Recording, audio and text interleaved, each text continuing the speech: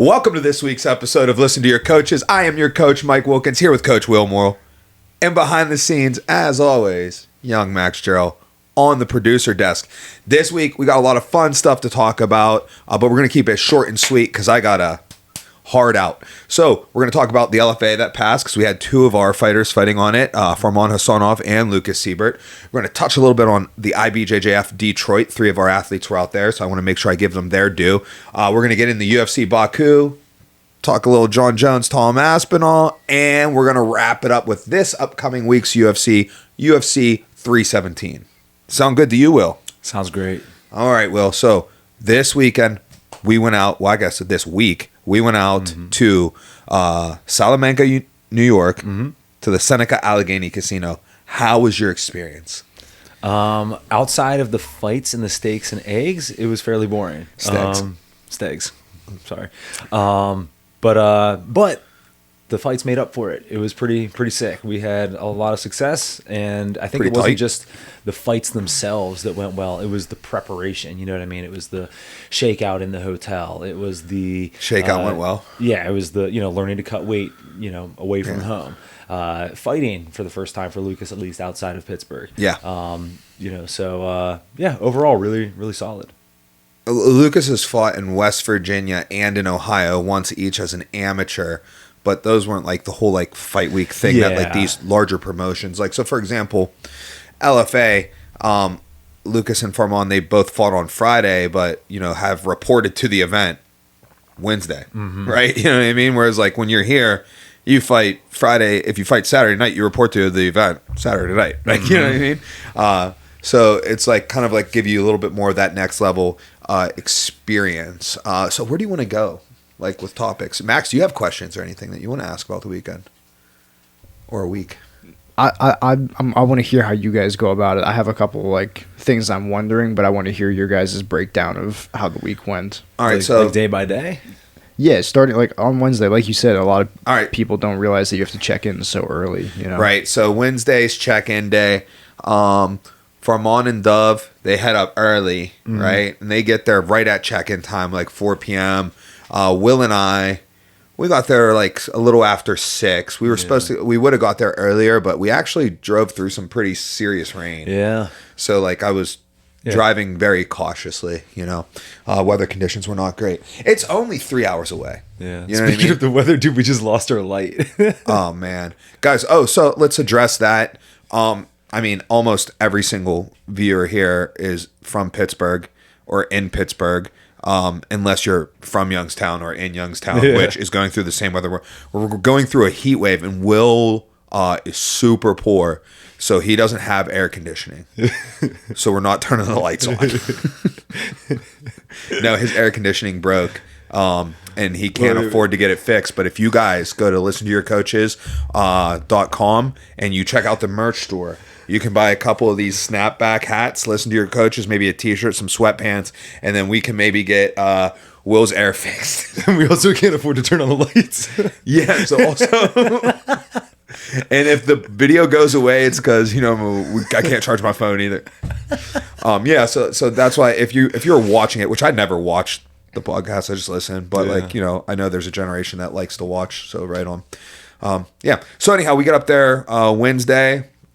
We go check in with Farman, and we have a portable sauna now that worked really well for Farman. And so we just went to his room, we built it, got it set up, and like that was it. Like we didn't need to do anything for Farman. Yeah, he and Dove were just him and Dove just killed it. Like I just like man, like regular. Hey, how's it going? What's your weight? Right. This and that type of stuff, but.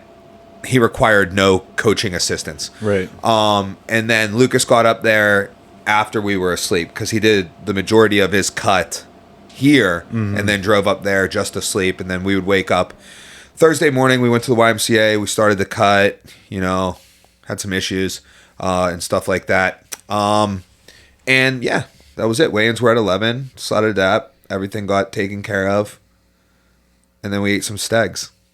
That we did. That was it, right? We didn't do anything else on Thursday, did we? Media.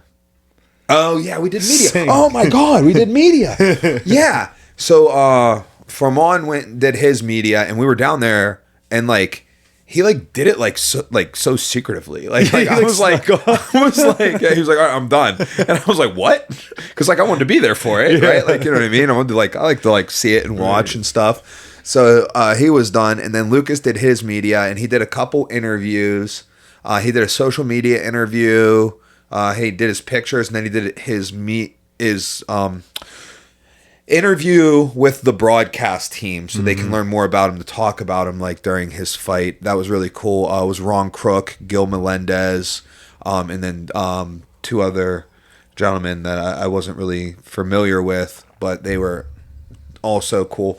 Asking some really cool questions. I thought Lucas really did well and like really portrayed himself really well in that interview. But for his social media interview, they just wanted him to like introduce himself to Fight Pass, right? It was like, oh, hi, I'm Lucas Siebert, making my LFA debut on UFC Fight Pass. Make sure to tune in, like some stuff like that. And then she was like, you can say some extra stuff. Hold on. That's like literally what you said. They're like, hey, give us the intro. And Lucas kept it like very short and sweet. Hey, I'm Lucas, excited, yada, yada. Done. And then they're like, anything else that you want to say? And he was like, I don't know. And he looks at you and he's like, what should I say? And so Mike goes, sing Country Roads. Clearly joking. And Lucas I was super joking. And Lucas was like, okay. And then just starts singing Country Roads. And I was like, oh my God, he's singing Country Roads. And he did a good job. And the thing was, like, it went really well, right? Like everybody there loved it. Dude, they ate it up. Well, that was the first time. That was the first time. We ended up singing it again because that set it off. So then in his post-fight one with the social media, they requested him to sing it again. And Will and I, this time we joined in on some background vocals. It was good. It was fun. Yeah. Good times. Yeah. So, but that's most of Thursday. Yeah, that's most of Thursday night, we're done. So there's not a lot of good dining options there. No. But they have the Seneca Diner, right? Cafe. Seneca Cafe. We ate there for every one of our meals. We did. Every meal we ate there. Yeah. And we got stegs 3 times. So they have seriously, if you're ever at the Seneca Allegheny, like go to this, at least one of your meals is at the Seneca Cafe, and their menu, like for example, like the jalapeno burger was like $24, right? But this is what you expect. You're in like a casino, right? $24 for the jalapeno burger, like $22 for wings. You know what I mean? $20 for an 8-ounce steak, 2 eggs, potatoes, and toast. $20. Be losing money if you didn't get it. Yeah. So we got that 3 times. Dude, it was so good. We got it the first time at Luke Martin's fight. We did. When he fought there. 1 a.m. or whatever. Yeah. So just get some steaks. And dude, they do a good job. That's probably the best thing they make. I was going to say, like, not because I had their wings, and then we had some sandwiches and stuff. That was definitely like it was good. It was no joke good. Yeah. Dude, speaking of the burgers, poor Dove. Oh yeah, he thought he was getting a cheeseburger, and they gave him a cheeseburger like hoagie or something. Dude, so this story's worth talking about. So it's Thursday night. We're at like, let's call it a team dinner, right? So at this moment, Thursday night, they've all weighed in. We're eating dinner right now. There's 6 of us present, like, in the group, right? Like, that's who's there. Warren's gonna come up Friday for the fights. So it's Will and I, Dub and Farman, and Selena and Lucas, right? And so I'm gonna set the stage for you. So Will is sitting at a corner seat, and I'm sitting directly across from Will. Dove is in the middle next to Will, and Farman is sitting directly across from him next to me.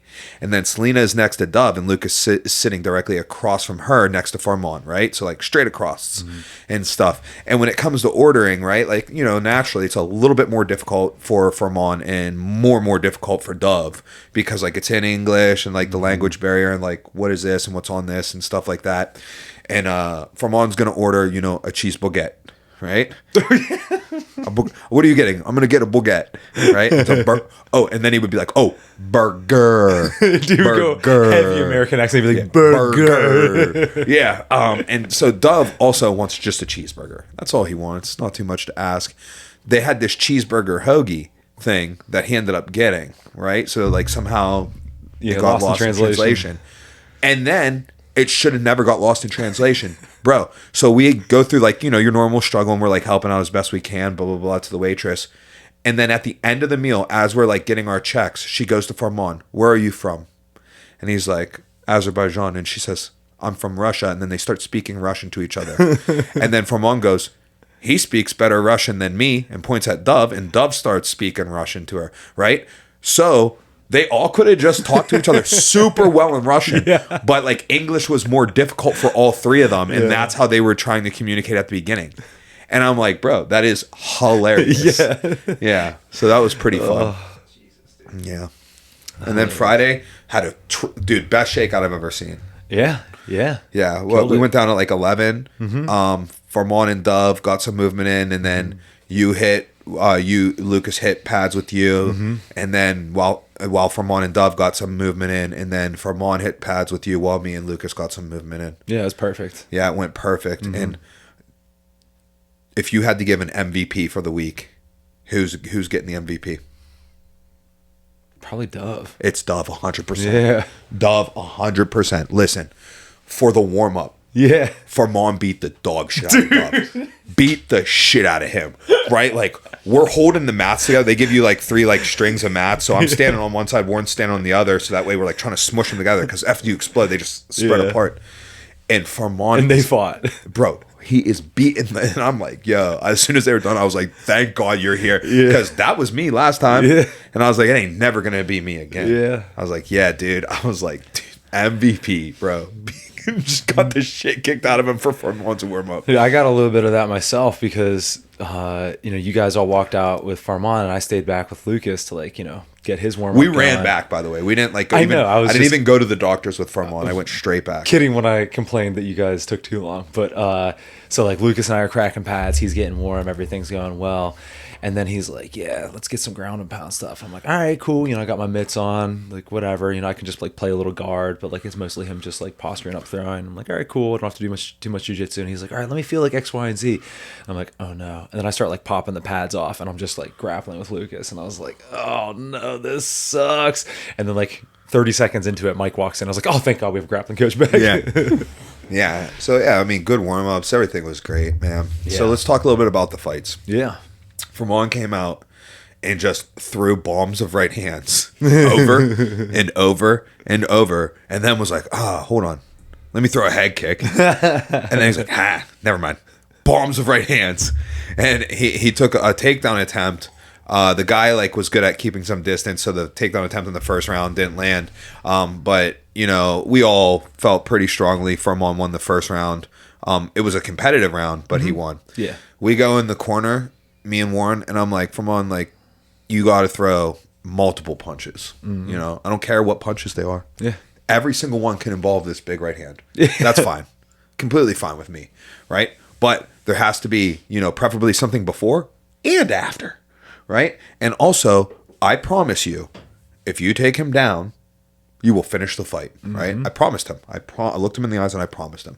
So he goes out there, starts hawking that right hand. He's like, yeah, this is all I need. Whap, whap, whap. Dude takes a good shot, and the dude defended it. Yeah, fought off the double, good hips. Farman went single, and he ended up kicking out of the single. And I was like, oh, I really hope that doesn't like turn this into a kickboxing match and make Farman be like, oh, I'm not going to get him down, and it's going to make me tired if I try. So they go around a little bit, and then Farman gets the takedown. And then it was seriously the most sickening ground and pound I've ever experienced. The sound of Farman's fist like hitting this kid's skull with so much power. It was like this like that Fedor like packing sound. Like the boo, boo, boo. I was like, oh my gosh, like we do this? Like holy crap. That never happened in any of my fights. Me on my opponent or my opponent on me. We ain't never hit each other like that, right? Like we were like, all right, let's do some jujitsu, But yeah, Farman was cracking, and I was like, if you watch the video, I'm very visible because like they're right by us. So then the camera, I'm like on the camera for like the whole finishing sequence, and like a full 3 seconds before the ref pulls him off, I turn around and I start gathering like the t-shirt and stuff. I'm like, that's over, and I'm already gathering it. The fight's still going on for another 3 seconds. The ref waves it off, and now I got all this stuff ready to celebrate. So that was a good win for him on. I think he looked great at welterweight, and because like he was supposed to fight 155 in December, and he got down to like 172. Yeah, like pre-cut, like no water cut yet, like 172. But I just think like he's so much healthier at welterweight, and it's just a better division for him. I agree. Yeah. Cool. Yeah, he looked great. Yeah. All right, you want to take over for the Lucas fight? Yeah, so Lucas, like we said earlier, great warm-up, and also like great vibes because Farman's running back down, like all fired up. Yeah. And, we're about to walk out. And so, yeah, we get in the back. Everything's going like perfectly, exactly how we done in like all of our visualizations and everything. And then, walks out, looks super, super comfortable while he's, in there or during the whole process of walking out and everything. Sometimes you can see on a fighter, they just like look a little like off. Yeah. Not at all. He looked right at home. And then, gets in, starts fighting. A little bit of like a feeling out process. They're exchanging low kicks, throwing some jabs. Both of them doing a good job of kind of like disengaging anytime the other one's like doing anything. So just like not a lot of action for the first minute or so. And then Lucas blasts a double leg, gets him to the fence, takes him down, and then just starts going to town. Yeah. And the other kid did a good job of like, starting to work his way up, and Lucas is just really, really good at like continuing to take you down and damaging in those exchanges. And at one point, the kid stands up, he's kind of like sideways to the fence, and Lucas shoves his hands into the fence, and so the kid starts to turn out of that, and Lucas crushes a big left just drops elbow an elbow over the back. Perfect left elbow. Kid like. If you watch Eyes it back, you see his eyes and it roll, and his head gets like floppy, and it like he's kind of out for a second, and then he like bounces off the mat and is like kind of back to it, but at that point it's too late. Lucas is just all over him, just dropping big ground and pound, some mostly punches, I think 1 or 2 elbows in there, and then boom, they had to stop that. So beautiful first round TKO win. Yeah, great. Now he's 5-0. 5-0. What's he got? 3 finishes. Yeah. All TKOs. Yeah, all 3 are TKOs. Yeah. So he's got 3 TKOs, 2 decisions, 0 submissions. Bum. Hey, the submission threat opens up everything else. No. Yeah. I mean, he'll get some submissions in there. I think he's not submitting people out of spite. Do you? What's he saying in the locker room, Max? I just really think he likes elbows. I don't know, dude. You almost made me spit that coffee like legit. You know him. He would do some shit like that. He's playing the long con. He's like, Mike, I had this on, but had to get that TKO instead. Yeah, dude. Yeah. But it was cool. It was fun. And then they made him sing Country Roads again after. And then we had a good night. Yeah, got to watch some fights. Yeah, we got to watch some fights. There were some good fights afterwards. There was a fight that was definitely a UFC caliber fight. Yes. I'm not going to say their names right. Fumi is his first name. Aljo was in his corner. He's now 10-0, and he was the CFFC flyweight champion. He's 10-0 now, right? So he went into that fight 9-0, and he fought Cody Davis, who was 10-2 going into that fight. That's a 9-0 and a 10-2 at flyweight. How are they not in the UFC? Dude. You know what I mean? And it was a good fight, too. Yeah. Yeah. Like, that division, 9-0 and 10-2, those are UFC. Like, you both should have been in the UFC. 100%. So, Bia Mesquita won the bantamweight belt. That Russian kid lost to.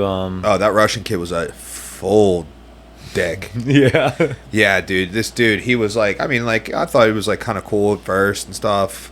Just I was in like the weigh-in room with him and stuff like that. But then like I heard a lot of people didn't like him. Yeah. And he was like kind of like rude to the commission and just like rude to a lot of people. And then in the locker room, he was in the blue locker room, and I was given some reports that he like was not cool in the locker room. Yeah, to like the fellow fighters. Well, karma bit him in the ass because he got whooped up by Jacoby Jones. Yep. Jacoby Jones looked very good, very UFC to me. Yes. You know what I mean? I'm like, okay. Yes.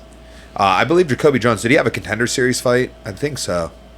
I think he might have lost a Contender Series fight. I think that might be why he's not in right now. But he looked very complete. I'm trying to think of some other stuff. Yeah.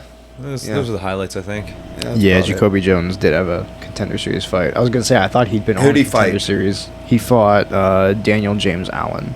Okay, I don't know him. All right, cool. You got anything else to say about the LFA weekend? No, not really. It was a good weekend. Yeah. And, Then you went and got some dinner and went to bed. I did.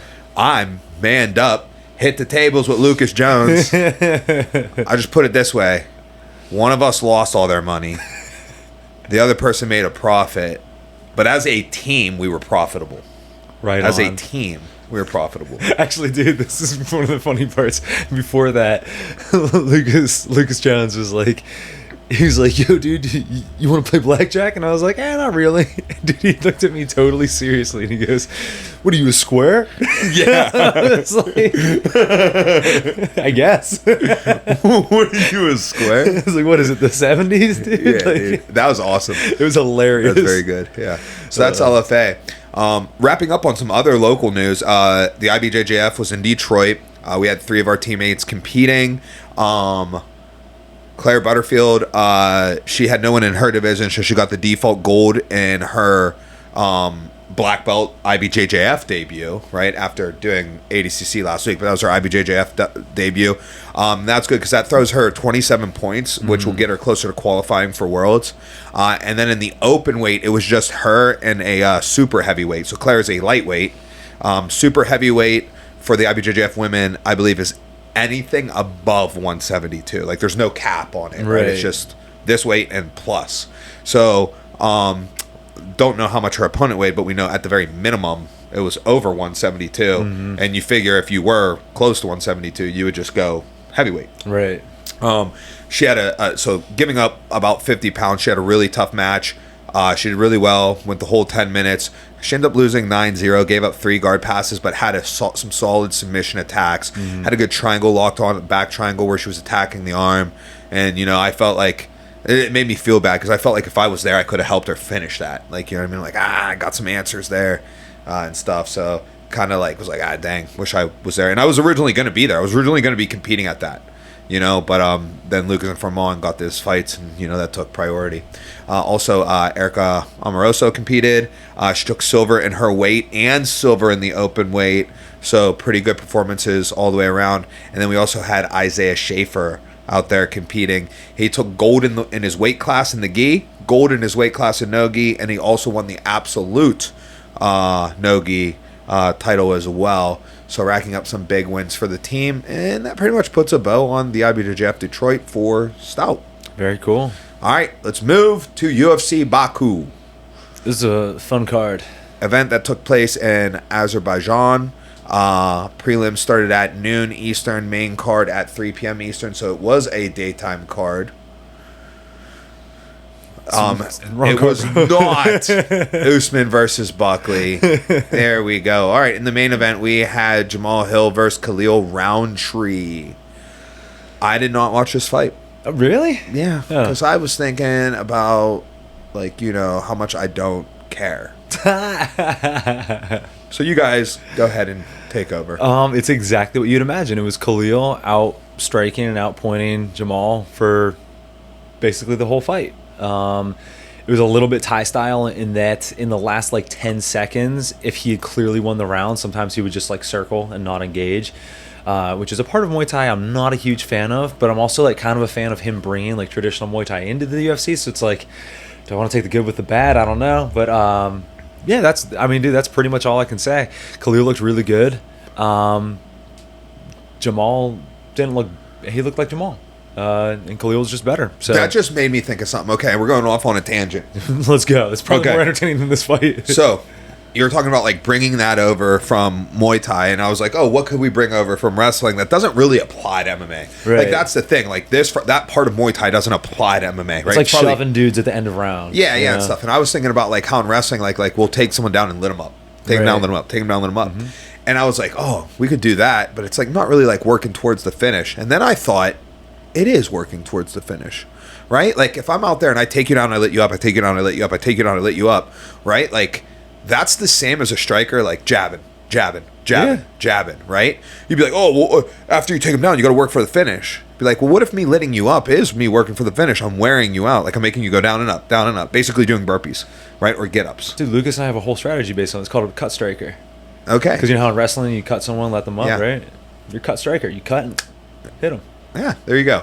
But you could say that, like, you know, like, it's like, that's like the jab. Yeah. Of our if way you of jab wrestling. someone and you, like, slide off to the side and you have, like, a, you know, superior angle, and then you, like, let the dude turn into you and then you jab him again, is that stupid because you let him, like, turn into you? No, you're just I was thinking of it more in this sense, like the majority of the time, the jab is to set up. Right? It's to give you information. It's to wear your opponent down, but it's to set something up. That's my point. Is you can. Whereas do the same I was thing saying the same thing with these takedowns, right? Like I'm setting up the opportunity for the finish, right? Yeah.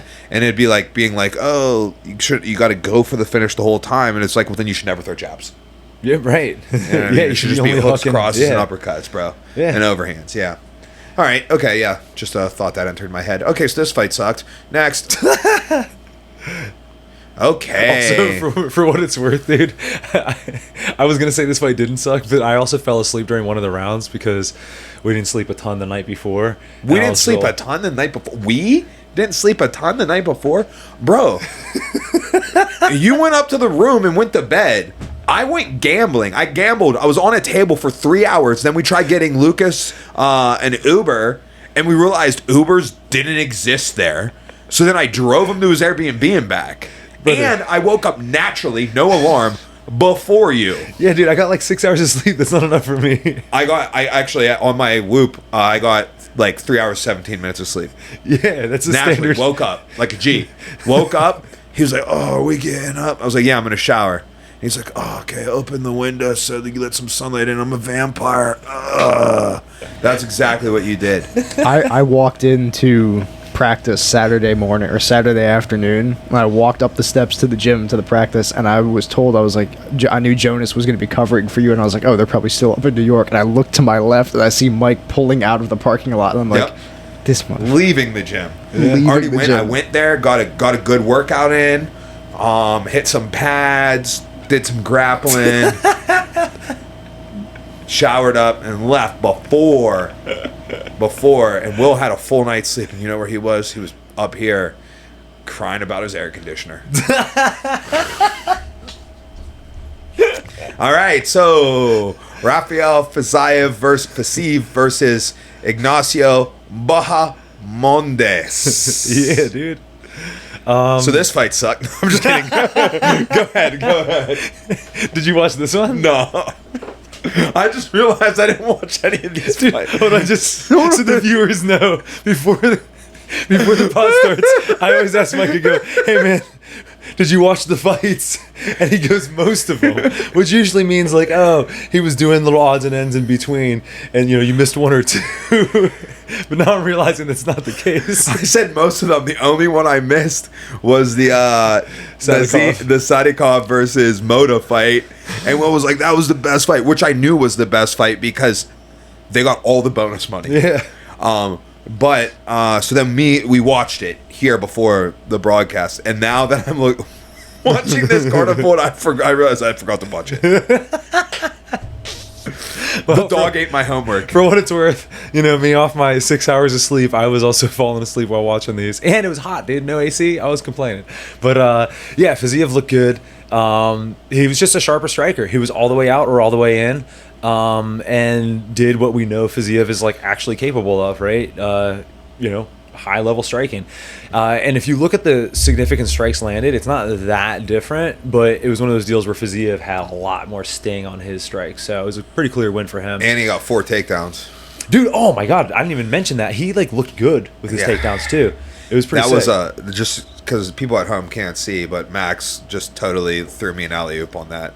I saw the little mouse cursor slide over to the takedowns, and I was like, ah. What's important about that? You know, any movement on the screen is going to get my attention. It's like dangling. He's like, ah. I'm like, ah. Dude, okay, so a couple things about the takedowns that were interesting. One is, like, they were, like, good takedowns. And two, he was hitting takedowns, like, in between doing well with his striking. Yeah. And normally, like, guys like Fiziev, who you think of as strikers, if they're landing, they're like, I'm just going to keep landing, right? Nah, I love that. Like, I love keeping the guy guessing. It's like just because you're getting hit doesn't mean that you're going to continue to get hit. You might also get taken down. Dude, the rich get richer. It makes everything easier. Dude. It makes getting more takedowns easier. It makes landing your strikes easier. 100%. You get a step ahead and you stay a step ahead. Everything just gets easier. And that's how you stay a step ahead. Is like if you continue striking, sometimes we'll talk about that when we get to the Sadykhov fight. Like sometimes they'll work their way out of that. But when you switch between striking, grappling, it doesn't matter if they get back up, then you're back to striking. And it's just a thing of beauty. So yeah, he looked really good. Fiziev is, back. All right, push. Yep, on to the next. Bam, bam, bam. Oh, Curtis Blaydes. So I did see some of this fight. It was a split decision? Yep. You know what? I didn't see enough of this fight. Yeah, dude. This Russian guy has good takedown defense, man. That's all I got to say. He looked good. It was a close fight. And Curtis Blaydes almost doubled him in strikes. Honestly, they... it must have been ground strikes, huh? Yeah.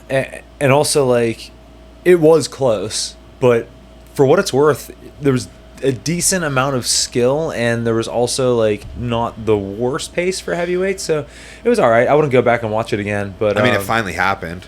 Yeah, right. This was the 3 schedules. Yeah, exactly. With that said, Blaydes, like his takedowns were not particularly effective, so yeah, I think that. Yeah, 2 for 15. Yo, shout out, going for a takedown every minute. What a G. Yeah, that's what I'm saying. Like Respect. The pace. Respect. The pace was decent, but yeah. All right, slide us. So old you know boy what, here. Hold on. One last thing about Blaydes. You know what like kind of bothers me is when you watch like Cormier wrestle, right? You don't go like, oh, that guy's a good wrestler for a heavyweight. You're just like, that guy's a good wrestler. You know what I mean? Yeah, he wrestled in 2 Olympics, bro. I mean, yeah, obviously, but like Blaydes didn't have that look. You know what I mean? So it's like. A for effort. I'm glad to see you shooting like that, but I want to see that dynamic. Taking 15 shots in practice drilling is hard. Dude, for sure. That's what I'm saying. It's like it's awesome that he did that, and the pace was like cool in that regard. But like it wasn't that flowy, beautiful like DC wrestling, you know? Man, I feel you on that. All right. So we had these 2 dudes that Max is going to tell us what their names are. Yeah, I actually missed this one. I didn't. I was getting a snack. I saw this one. Max, tell us these names. Pretty sure it's... I mean, I know Mikdebek Oralbai. I got that one. Okay, Oralbai Tofiq missed weight by 10 pounds. And he's a lawyer. And he's a lawyer. He needs to litigate his nutritionist a little better. And then Musayev. Yeah, Tofiq Musayev. Yeah, he got rung up, brother. Yeah, I mean... Dude, 10-pound disadvantage, bro. It's a big deal. Dana White, name, please. Oralbai. Yeah. Went over to Dana White and said he's going to be a world champion. And Dana White said, you better get your weight in check first. Yeah, so that's that. On to the next. All right. Here's what we're here for. Yeah. Nazim Sadykhov. Also, hold on. How many Nicholas fights? Motta. How many fights were on the main card? At least 6. Yeah, I think it was 6. Okay, because like 6. In the middle of this, I was like, "Yeah, wait a minute. There's still a bunch of fights left. Like, this is crazy." All right. Yeah. So this fight was absolutely insane. I'm gonna let you take it, bro. They're throwing down in the first. Motta starts landing and like has Sadykhov up against the fence and is just teeing off. Sadykhov starts going down. You just see guys start to crumble. Like, you see the shots just working through the guard. And then he like hits the deck. You see the ref jumping in. He's like super, super close. And then Sadykhov just like bounces back up and starts wrestling his way back up. And then Motta eventually, just from throwing like 1,000 punches, has to like ease up a little bit. And then Sadykhov, bang, I think there was a punch and a head kick, left head kick, and starts to back Motta up. And then just like all downhill from there. Yeah. He just like took over the rest of the round. I don't think he did enough in that first round to have won it. But he like definitely changed the momentum. And then in the second, it was just more of the same. They were thrown back and forth. It was still very competitive, but then Sadykhov landed that big. I think it was a left hand, straight left. I forget. But that hurt him, and then one or two more, put him There out. was some elbow play. And dude, I really like this. So some things, if you guys go remember this fight or you want to go back and watch it, there was a lot of like gameplay in it, right? Like they were like head to head. And like I was saying how like, you know, like obviously I don't want all fights to be there or to be there for the entire fight, but I like getting into like those type of positions and stuff. So like they were like striking, like right, and they were both just like leaning their heads on each other's head, like you know, like getting into some like good boxing exchanges, which was really good to see. Yeah. And Nazim was getting a little elbow happy. He did split him with an elbow, and he's like, ooh, and then like got a little maybe started throwing elbows from a little bit of a distance. That might have been a bit too much, but I mean, all's well that ends well. And Nazim with the TKO in round 2. Yeah, his left head kicks looked really good, and the other thing that I thought was he threw a left kick to the body once in the early in the first round, that I was like, yeah. Oh boy, watch out for that one. So other to note, like this was fight of the night. There are 4 performance bonuses, right? And like back in my day, it used to be you got sub of the night, knockout of the night, and then fight of the night, right? So there was $200,000 that went out, right? Now do they just do 4 performance bonuses or 2 performance bonuses and then a fight of the night? They do that. I think it's usually 2. They don't even always do 2 performance of the night bonus. Like there's been some cards where they don't even have a performance of the night type thing. But oh really? Yeah, usually I think they aim for 2 and then a fight of the night. Okay, so but they usually give out $200,000 in bonuses a night, and they gave it all to these dudes. They're like, you know what? You each get $100,000 extra. Yeah, dude. You know what I mean? They each got $50,000 each from being the fight of the night, and then they each got the performance of the night bonus. So that's cool, and that's like, you know, like think about Nicholas Motta. Like, you know, like he had a shot to win this fight. It didn't work out. He ends up getting knocked out, but like is still recognized for like a valiant performance. Yeah, so, that was incredible. Pretty pumped on that. The last thing real quick I want to say about Sadykhov that was interesting about his striking is when he did get to those like closer ranges, he did a lot of like plum to knee up the middle, and then that brings Motta's like arms together, and then he would follow up with a hook like immediately after that was landing a good bit. I thought that was interesting. Yeah. But overall, fantastic, and I thought it was a really good fight and well deserved that they got all that money. Yep. All right. So then, what do we have after just the prelims? Yeah. Oh, wait. What did I watch? Oh, dude, bro, hold on. Did you watch the Iron Turtle? No. Dude, well, first, okay, hold on. Actually, the last prelim was pretty sick too. That Co kid, he's a monster. You know, I hit up BK because I was like, "Yo, dude, your cousin." Is that your cousin? He looked really, really good.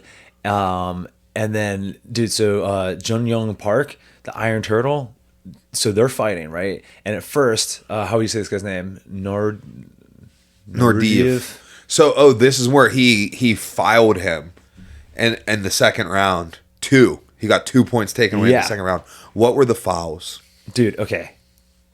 Like a very flagrant knee to the head on the ground, right? And also Park was like clearly hurt bad. I was like, I can't believe they're starting this again. Like, it should have just been a DQ win, like, if we're being honest. And you know I'm not one to be like, oh, like, he can't fight. Like, if the dude can fight, the dude can fight. You know what I mean? But, like, I looked at Park, and I was like, there's no way they're going to, like, let him continue. He got cut. He, like, looked hurt. And then they're, like, bringing translators in, and, like, it's going on for too long. And I was like, are they really going to let this dude fight? Did they take 2 points for that? So, yeah. Yeah, oh, so they good. Took 2 points for that. I thought it was 2 different fouls. And then no. 1 foul, 2 points. So I was like, and so he lost that round too. So instead of it being 10-9 that round, Nordiev, it ended up being 8-9 Park. Dude, it was nuts. Park just put it on, just kept walking forward, kept landing, and just dominated the last round.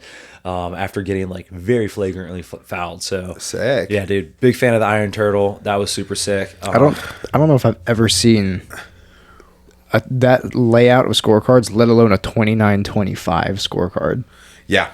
I can't think of a single other time I've ever seen a 29-25. Yeah, because I mean, in order to have a 29, you either A, most likely lost a round, which he did. Yes. Or B, had a point taken away. Mm-hmm. So for you to put a 25 on somebody, right, with losing a round, is crazy. But it was also like, you know, like that would have been 29-27 without the point taken away. Exactly. You know? So that what is a 29-27? The way that you would see a 29-27 is you win 2 rounds, your opponent wins 1, but one of your rounds was a 10-8. Mm-hmm. You know what I mean?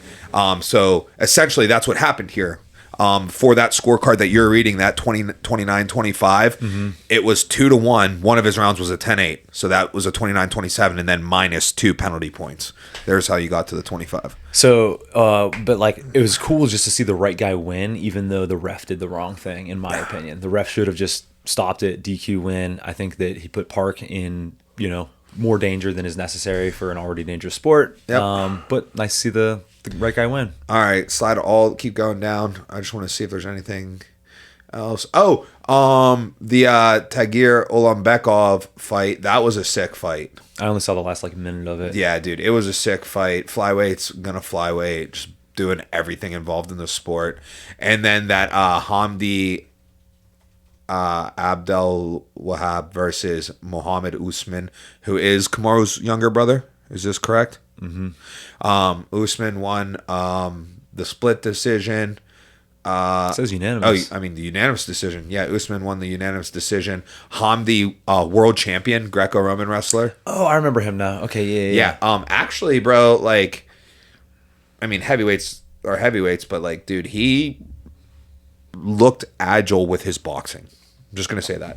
All right, I want to be done with this card. Yeah, I agree. I think the last time we saw him fight, we said that he has good skill, but we just wish he would continue to use it. Yeah. All right, cool. All right, let's keep it moving. I think we're gonna talk about some Jon Jones. Max, give me an actual time. 2:18. Cool. Let's run it. All right, let's get on this Jon Jones retirement train. Tell me what you guys think.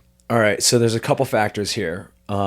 One is the fact that he is currently in some legal trouble, right? Yeah, I don't know. So, but it does beg the question: did that influence the timing of his? You don't think retirement? Jon Jones knows how to handle legal problems? If there's one thing Jon Jones is equally good at to his fighting, it's to legal issues. Yeah, he's got a lot of experience. Yeah, he knows what's up. He's good. Relax. I'm not concerned about him. I think what's strange about it is Dana's claiming, and not that I trust Dana, but he's claiming that Jones said he wanted an absurd amount of money. The UFC said, yeah, we can make that happen. And then Jones was like, meh, I don't think so. Again, whether that happened or not, I don't know. It's weird because I don't believe that Jones is afraid of anyone. You know what I mean? Yeah, I mean, he's not. With that said, I do think, based on a couple of statements he's made, that he realized Tom could beat him, and I don't think he's just all right, let me put it this way. I think that Jones, going into every fight in his entire life, he's like, of course I'm going to win. There's no world in which I don't win, right? I disagree. Really? I disagree, but you do you. So I think that, again, leading up to all these fights, he just doesn't even think it's a possibility that he could lose. And then obviously he smashes everyone. And I think in this one, again, I don't believe he's afraid of Tom, but I think he goes, I could lose. He thought he could lose to Daniel Cormier. You think? Yeah, because he said so. Before or after? After. Interesting. And he said that's why he was doing coke and partying and stuff, because it was his way out. His excuse. He could be like, oh well, yeah, well I was doing that, and and it was his way out to himself. Didn't even need to be a way out to the public, right? Exactly. But to himself. Yeah. Oh, I do remember him saying that. Yeah, look at me remembering things. Yeah. But recently, did you hear him? Someone was like, oh, what would happen if you lost? And he was like, I don't think I'd be able to handle it. I'd be depressed. It would winning, he's such an extreme winner that basically he said it would ruin him if he lost. And I think he's at a point now where he's he realizes that eventually Father Time catches up, and that Tom is 30 years old or whatever he is. He's huge, he hits hard, he's fast, he's got great jiu-jitsu, he's got great just all around skills. I think he realized I could lose, and I just don't want to be in that situation. So that's kind of what I think is going through his head. Yeah, man. I don't know. I have no further comment. Okay. Right on, Max. You got any thoughts about this? Dude, I got all kinds of thoughts about this. Give us 3 of them. 3 of them? Yeah. Wow. There's a lot of ways you could start with that. I mean, I'm happy that Tom gets to finally defend, but I also am kind of like, it kind of sucks for a lot of reasons, because now it's like, who does he defend against? There's not really a lot of interest in that. Like, he could still be the greatest heavyweight ever with his resume up till now, and if he keeps going with it. Do you think Tom should retire too? No, Maybe they should both retire? No, I don't think he should retire. And then just new division. Kind of like when GSP beat Michael Bisping, just like slate swiped clean. Everybody's gone. New division. But I don't want to lose Tom. He's like, I like him a lot. I don't want to lose. I want to watch him fight for the next decade. Yeah. Who do you want to watch him fight? That's the problem. Gone? Yeah. Okay. In my mind, it's a fresh matchup. Gone is the only one who I think is like. And then after similar. After he beats Gone, who do you want to watch him fight? Whoever, dude. Whoever? Just line them up. Okay. Bring over people from other organizations, like juice some guys up, do what you got to do, get him some competition, and I think he smokes them all. Max, do you think you could beat Tom Aspinall? I think if I in tic-tac-toe? No, I suck at tic-tac-toe. But I think I could beat him. How do you suck at tic-tac-toe? I think I could beat him the Jon Jones way if I just told him I was going to fight him for like 2 years and kept like turning my back to him whenever he was like, all right, I'm here to fight. I'd be like, nah, there's police over there. You can't touch me. Yeah. And just do that for 2 years. And eventually he'd get bored, you know? I think it's like embarrassing the way that Jon handled this, but... Did the UFC get rid of the women's 145-pound division? Yeah. They should get rid of this one. No.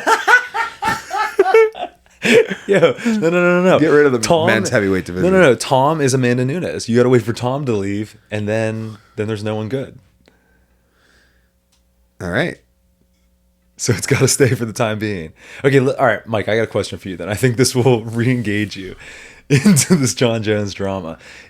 Why do you think he waited so long? And do you think it was intentionally to like hold up the division and keep his name relevant?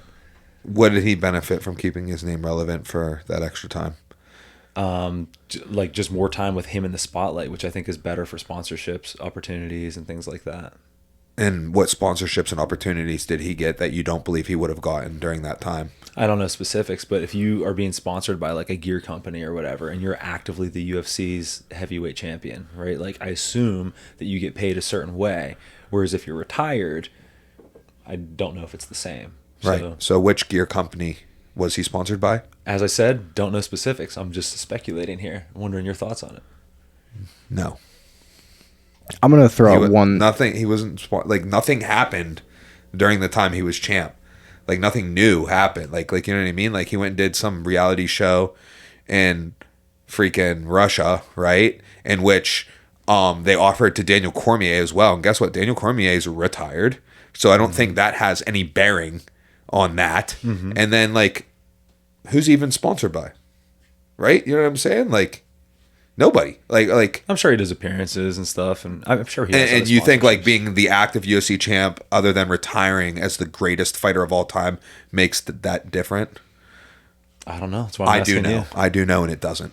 So tell me what you think about this. This is my kind of like take on it for the last like couple. I think if Tom had fought somebody else and it had gone longer than a minute, eventually, like that's what Jon wanted. I think that Jon's ultimate goal here was like, if Tom doesn't fight anyone else, then he'll just retire.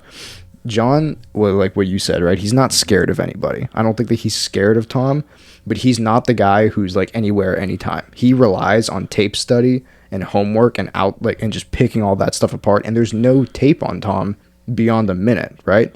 If he had someone who fought Tom, like say Tom fought Cyril, or say that Tom's last fight with Curtis Blaydes went 2 rounds, then he would have picked that apart. I can get behind this because I feel the same way with like our like fighters when I'm watching film. Like the first thing I do is I look for their most recent decision. Mm-hmm. You know, like because that's going to tell me the most about them is a decision. Right. You know, I think that if Tom had a fight and had more tape to show to Jon, then Jon would have taken it more seriously to fight him. I think Jon just wanted more footage, and he was like, if I don't have footage to take, I'm not taking the risk. It's interesting. Back to Will's inaccurate point. I would say that him being the champion and prolonging this thing actually would be worse than him retiring just right away as far as sponsorships and things are concerned. Interesting. Yeah. In fact, I wouldn't say it. I know that to be a fact. The public is definitely turned against him to a degree. Oh yeah. He's not going to retire the same way in most people's eyes now as he would have if he'd have just won the heavyweight title and then retired. Right. Yeah, especially with his retirement getting announced like at the, post-fight thing, and then immediately after getting into legal trouble. And yeah, the legal trouble was from February. It's really? June. I thought it was recent. I thought he like just got like arrested or something. Is it not from February? It's got like publicized within the last like week. They kind of found that it was going to come out in Albuquerque news circles, but it was from an incident in February. Oh, okay, interesting. Mike's right again. Surprise. All right, UFC 317. Max, actual time. 2:27. Okay, we got 10 minutes to get this done. Let's crank through it. All right. So, Mike, is this the Ilya what's your betting strategy for this? I'm not going to bet on this fight. Do you guys think that... Who do you guys... I don't care. Who's going to win? I believe Topuria is going to win. However, my level of confidence has gone down drastically over the last couple weeks after seeing like how big Ilya actually is. Like they talked about him being like, oh, he's so big, he like can't make featherweight anymore. Like he's got to be a 55er. And in my mind, being a big 55er means like you walk like well over 180, right? Yeah. And they just showed a video he like weighed like 174, and I'm like, he's just kind of a little dude. And then I mean, that's appropriately sized for a lightweight. I'm not saying that, but he's also like super short, which part of the reason he's so powerful. But like 5'7", I don't think that's accurate. Yeah, I agree. I still think Ilya is going to win this fight. Me too. No, we're all taking Ilya. I didn't realize you were looking at me for that. Yeah, I think we're all taking Ilya. It's a super interesting fight. I thought you were taking Oliviera. You were thinking about it, right? I've thought about it because I've thought more. Here's the thing. I take Ilya, but I've thought more about ways for Oliveira to win than I have ways for Ilya to win. Like, I've tried to, like, think of this through a bunch of different ways about game plans for Oliveira. If I was, like, his coach, how he would get it done. He does have a skill set. Did you DM them? No, I don't speak Portuguese. You said, hey, bro. Hey, guys. Google Translate. I'm the producer of Listen to Your Coaches. Do the little, like, hands up emoji. Be like, boop. And they're like, what's up? Be like, I've got a plan. Here goes how we're going to take out Ilya. And you phrase it like that, how we are going to take out. Like, you immediately insert yourself into I'll send them, like, a picture of me with bleach blonde hair. Like, hey, guys. In his post-fight speech, Oliveira is just like, Max. This kid, Max, he sends me DM. Why did he become Gru? All right, next fight. Pantoja and Kaikar France. Pantoja the GOAT. Yeah, bro. I'm taking Pantoja. How did their fight go on The Ultimate Fighter? They fought on The Ultimate Fighter, correct? I have no idea. Did they? I don't think so. In the tough? I think tournament? you're thinking of Pantoja and Royval. Or Was Royval on The not Ultimate Royval. Fighter? Pantoja and Moreno. Yeah. Find this out. Yo, I need to know. I think for some reason, I feel like this is the first time they're fighting, but you're right. He did have that a tough fight, but I think you're right, Max. I think it was against. So who took Kaikar France out at The Ultimate Fighter? Because Pantoja won it, correct? Or no? Who won it? Pantoja. Dude, I don't know. Again, after tough like won, it's all kind of. Who won the Max, you got to find this. This is so important. It's one of those things that's going to drive you crazy. I got to know the whole bracket. I know that Pantoja, they seeded this, and Pantoja was the 1 seed, and Moreno was the 16. On tough. And, yeah. So they were first round match, and it was a good fight. Mike, you might be right. Who would have guessed? Busting out the knowledge, brother. Damn, dog. Because I was watching MMA at that point in time. Yeah, 2016, he's got a loss on The Ultimate Fighter to Pantoja. I didn't even know that. How did he lose? Decision. Okay, interesting. Yeah. No, I'm guessing that was only 2016. 3 rounds. You know what else happened in 2016? Your boy went on a nice run in the CFFC. Guess what I was doing a lot of? Watching MMA. guess what I quit doing in 2019? Watching MMA. Yeah, give me Pantoja. Yeah, I'm going Pantoja as well. The past few fights, I think I've been like, oh, someone's got a way to win. And then, dude, he's Pantoja. Is he 29-5? Yes. That's amazing. It really is. That's unreal. Next. Speaking of Brandon Royval. Brandon Royval and Joshua Vaughn. All right, so I do think that Van's going to win, but I don't think it's smart of him to take a fight this soon after. You think Van's going to beat Royval? I do. Yeah. Max, what do you think? Because, like, you love Joshua Van. I like both of them, but Royval, I take Royval. I take Royval. Definitely in this. I think he's got a good style to beat Van. I don't even think it's competitive. Just kidding. I just wanted to say that because I'm mad at Will right now. Why are you mad at me? I don't know. You just irritated me just now. I'm so mad at you. I'm glad I have that effect. Beneil Dariush versus Moicano. Bro, take Beneil in this fight. You've got to take Beneil. Okay? Because you know who else is taking Beneil? Moicano. I saw a clip. I can't even remember. Oh, man. Now I wish I had it perfectly earlier. Ugh. I saw a clip of Moicano. They were like talking about this fight, and he's like, yeah, Beneil's good. He's probably going to win. It was I assume he was joking when he said it, but like, you know what I mean? Dude, that's hilarious. Beneil's another one of those dudes where I'm like, oh, he's gonna lose, and then he just finds a way to win. Every time I watch him, I'm shocked at how slow he is. I am taking Beneil in this fight. I'll take Moicano. Oh, yeah, nice. Yeah. Give ourselves a chance. Speaking of, how much do you think Jalen Turner walks around at when, like, just like if he stepped on his scale right now? How much do you think he'd weigh? Not that much. I bet it like 72, 74, something like that. Well, no, I was going to say closer to like 80, 85. I don't think it's that big. Will is correct. He really? Posted it in Instagram within the last 3 days. Everybody asking me to go to welterweight. I'm not that big. He steps on the scale, 174.4, holding his phone. Dude. He's had weight issues at 55 before, so I'm surprised. Well, I mean, like, think about it, though. Like, what's he, like... Yeah, was he going to cut from his bones? Yeah, the water needs to come from somewhere. Yeah. I mean, just imagine me making 55. Like, it's not possible. Yeah. Peyton Talbott versus Felipe Lima. Wait a second. It's interesting. Oh, this is a bantamweight bout. Okay.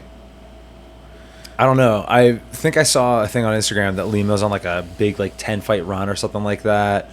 Yeah. I don't know, man. I don't know. Max, what do you know about Lima's style? I don't think I've ever seen him fight before. Is he a striker? He is primarily a striker. At least the last time I watched him, who'd he fight? Yeah, Miles Johns. He's got really good striking, very good kind of like new age MMA style. If you'd have told me that he's a takedown guy, I would have said Lima. But he can grapple, and I'm guessing after Talbot's last fight, he's going to try and grapple. Yeah. But I'm here goes some more stats that I think you Talbot. guys should understand. Number one, Peyton Talbott has a 2.5-inch reach advantage. Number two, he fights out of both stances, so he can make the adjustments and use his primary weapons from whatever stance he primarily uses them from. Mm-hmm. Number two, he lands 6.73 significant strikes per minute with a 59.4% accuracy. Number three, Lima's averaging a 1.71 takedowns average. Is that per fight or per round? That's per fight.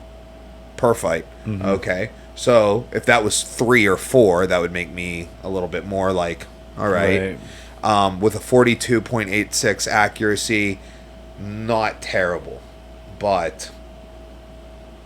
Dude, you're making a good point. I'm going Talbot. I was kind of split playing there. Moneyball, I'm going to go Talbot. Yeah.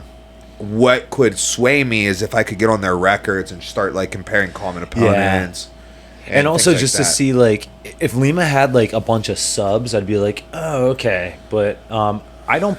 Let me just put it this way: from a marketing perspective, I don't think the UFC wants to see the same thing happen to Peyton Talbot again. You know what I mean? So I think they're giving him someone who is most likely going to stand. And also an alleged 4-inch disparity in height. Yeah. All right, I'm going Talbot. Cool. Who you got? Officially Talbot? Talbot. I'm the one who sold everybody. Yeah, we're all on Talbot. What if I was like, okay, so I'm taking Lima? Because, dude, you could do that. You could long con. You could be like, yo, I'm going to make a really good argument for this guy, but I'm taking the other guy. Get you to lock in your bet. Be like, okay, so I'm going to take Lima. Oh, that's hilarious. All right, what do we got next? Whoa. Oh, my God. You scared me. I meant on the card. Yeah, like what fights? Hold on. Well, Jack Hermanson, Gregory Rodriguez. Dude, this one's difficult because RoboCop is one of those like iron chin, like reliant on his iron chin. No, he fighters. just got knocked out. I know, that's what I'm saying, but his chin just gave out. And Hermanson is good. I don't think he's like a great fighter, but he's good. There's a couple of interesting odds on this card, like the money lines. I thought the money line would be a little bit closer and kind of those flipped. money lines are correct. Those are notoriously. If those are remotely right, I think I've that's got him about on right. DraftKings too. Okay. Because Hermanson, he's mostly a ground guy, right? Wouldn't you agree? Yeah, he's like a ground guy, but he's really ground and on the feet. It's just kind of like, I'm just going to drown you in veteran savvy. Right. That's his thing, you know? Yeah. And Rodriguez is enormous.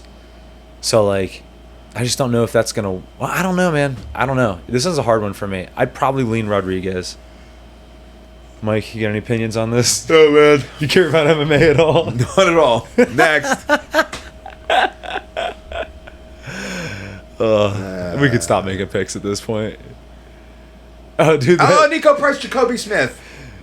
Dude, that... the curtain jerker. The Terrence McKinney fight's going to be fun. Jacoby Smith's a minus 2,000 favorite. Wow. Yeah, I mean, I'm telling you. Jacoby Smith is not 6'2". Put that on. He is not 6'2", dude. There's no way he's 6'2". He's probably going to be the same height as Nico. Best bet, 5'11". I'm gonna go 5'11". I mean, dude, these are all pro wrestling stats. You know what I mean? Like, dude, even our fighters giving some heights. It's like, yo, they're lying. We know that that's not exactly accurate. Oh, like, you're lying. I tell them that too. All right, I think we're all taking Smith in this. So no need to write it down. Let's take a look at the picks and wrap this up before Mike falls asleep. Are those updated records? Oh, gosh. Max went 3 for 3. Because I took Bahamondes. Oh, man, I did too. What an idiot. What an idiot. So Max clawing back. Will with a 49-35-1 record on the year. Me with a 47-37-1 record. Max 44-40-1. One thing to note, we are all winning. We all have winning records. Yeah. So that's good. And our picks for this week, I went Topuria, Pantoja, Royval, Dariush, Talbott. Will, everything the same except he went Van. Mm-hmm. And then, oh, no way. Max going Kai Carl France, Money Moicano. Wow. Okay, Man, cool. Max. You're about to be way in third place after this. Gotta spice it up, you know? Let's wrap this up with some gambling news. Yeah. All right. Lucas Jones currently at 109 units, so he is up a profit of 89 units from the original 20-unit start. But we have a new sheriff in town. Your current leader in the clubhouse with how many units? 127.5. 127.5 units. That is a profit of 107.5 units. If only he was playing $100 units, he would be up over 10 grand. But I'm pretty sure he's playing $1 units. So it's Fives. Oh, fives. Okay, yeah, you are looking good. Yeah, right. I might have to link to your DraftKings account. All right, that's a young Max Gerald with 127.5 units. And how many is this International Fight Week? Yeah. This is it. This is the last one. This That's is why I this told is you the I grand have to spend finale. it all. Yeah. Yeah, So anybody, we're gonna put that out on socials. you Everyone's gotta need go. to bet it all. Not only that, I have to bet it on like crazy parlays and stuff to try to claw my way back. Wow, that's crazy. I'm gonna put out a call on the socials this week before the fights. I'm gonna be like, yo, everyone, send in if you know where you're at. If you got final bets, send it in right now. This is our grand finale right here, and you guys got to dethrone the king. Season right now. 1. Yeah, and then yeah. we'll come with season 2. We'll find like a good like card to like cap season 2 off with. Do you think like little 3-month blocks is best Yeah. rather than do like half year? You split it up into quarters. Certainly don't want to do a full year. That's just way too long.